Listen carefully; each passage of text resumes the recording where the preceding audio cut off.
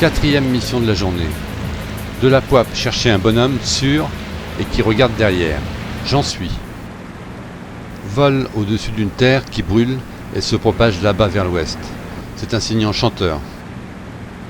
Albert est à la voiture radio. Dégagé, Rayad 4-5. On s'apprête à faire demi-tour quand j'aperçois un ME-109 qui rentre chez lui comme une flèche.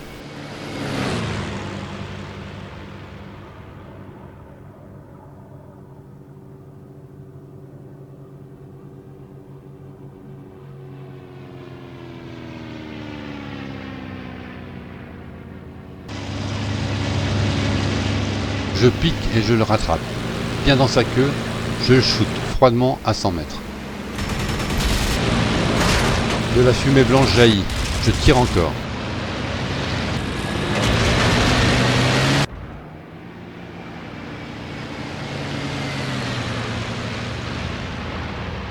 La cabine se largue et une boule noire, le pilote, tombe vers le sol.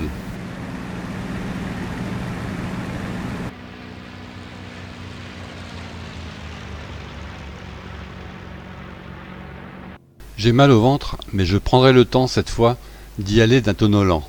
Quelle fière journée!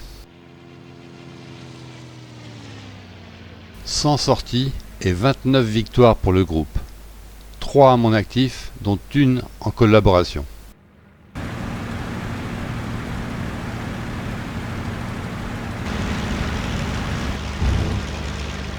Nous sommes tous morts de fatigue, mais on ira quand même danser ce soir avec les filles du BAO, le bras administratif du groupe de chasse.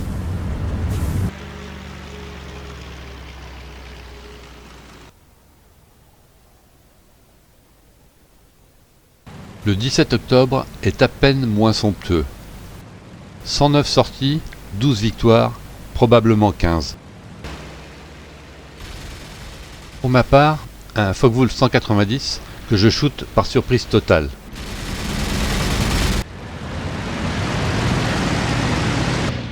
Cufo me sauve de son équipier qui me prenait en chasse.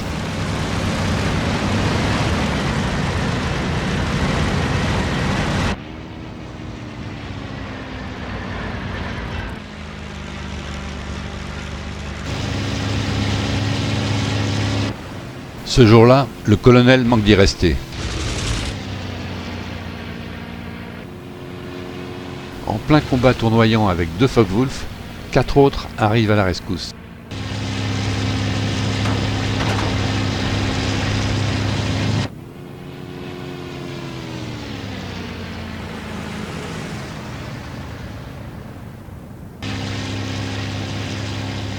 Il dégage par une chandelle et un retournement. Mais il perd le contrôle de l'avion et part en vrille. Il ne peut redresser qu'à frôler le sol. Le même jour, Deschamps, une victoire.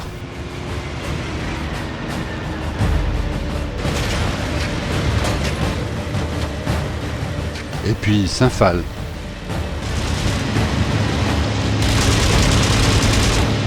Marquis.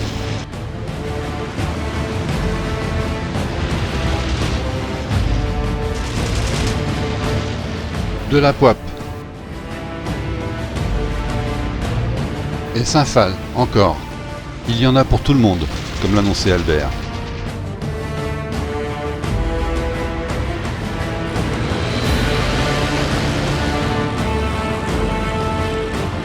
Le 18 octobre est du même acabit, avec une douzaine de victoires. Castin. Châles.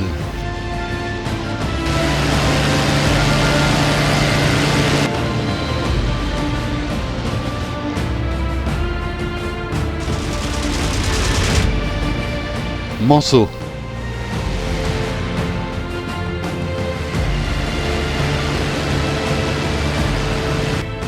Deschanel.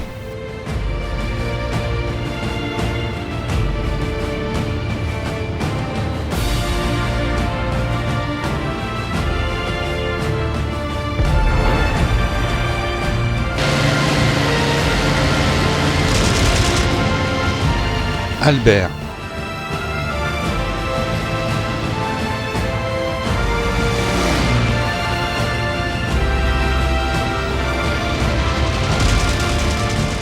Fauroux.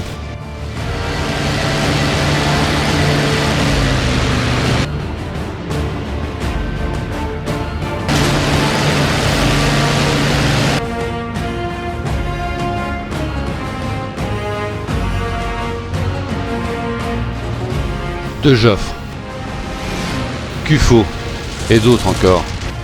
L'opinion d'Albert est que nous avons en face de nous des pilotes de fraîche date. Et il ajoute, quand nous tomberons sur les Molders, 7 nouveaux venus débarquent d'un Douglas. Guido, Ougloff, Henri, Reverchon, Bléton, Picnot et Monge. Cette liste est comme une litanie, puisque 5 d'entre eux y resteront.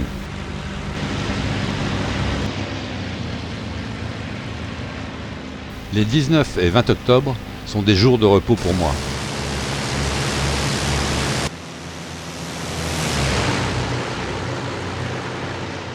Carbon et Risso se distinguent en attaquant un Henschel 129, malgré les Focke-Wulf qui se portent à son secours.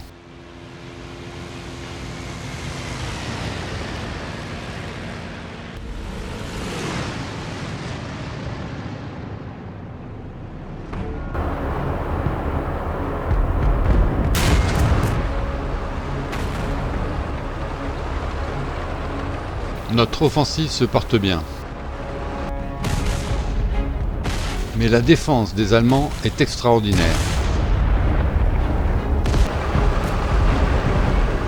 Les pertes d'infanterie et de chars sont incroyables.